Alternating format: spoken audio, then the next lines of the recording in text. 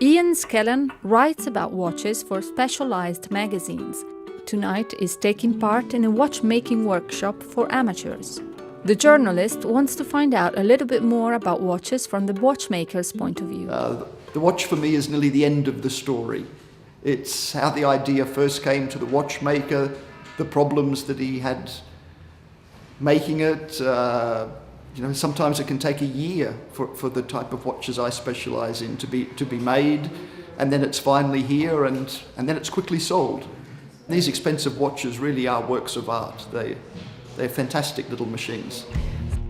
In the course, participants have only 3 hours to take the mechanism of a watch apart and put it back together. This is actually the regulator with the balance wheel and balance spring in it. That's what keeps the time. He's called it the heart, but it's not really the heart. This is what replaces a pendulum in a clock. It's a little spring that goes backwards and forwards. Besides a watch reporter, who else would want to take a watch apart? When I read watch magazines, to understand what people are saying, or when I'm reading forums and blogs, to understand. Well, I've always been interested in watches, I guess wearing watches, buying watches, that sort of stuff. I just thought, it'd be nice to know sort of what happens inside them. I'm just trying to understand why I pay so much money for some of the watches that I have. Because I think it's funny and I can learn something from this kind of workshop. One of the main challenges is not to lose the tiny pieces that make a watch such a perfect little engine.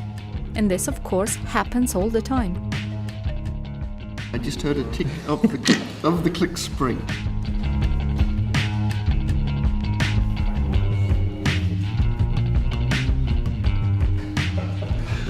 I've still found it. Oh, thank God. Yes. Is there anything else I should be careful of? I should just throw them on the ground now. The moment of truth is approaching. The watches that were taken apart and then reassembled will have to start ticking if everything was put back where it belongs. And when it doesn't turn? You begin from the beginning. Just theoretically. It lives.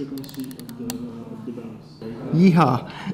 I'm very happy. That's very good. It's very nice when it feels it's working again after all of that. It's a magic moment. It is.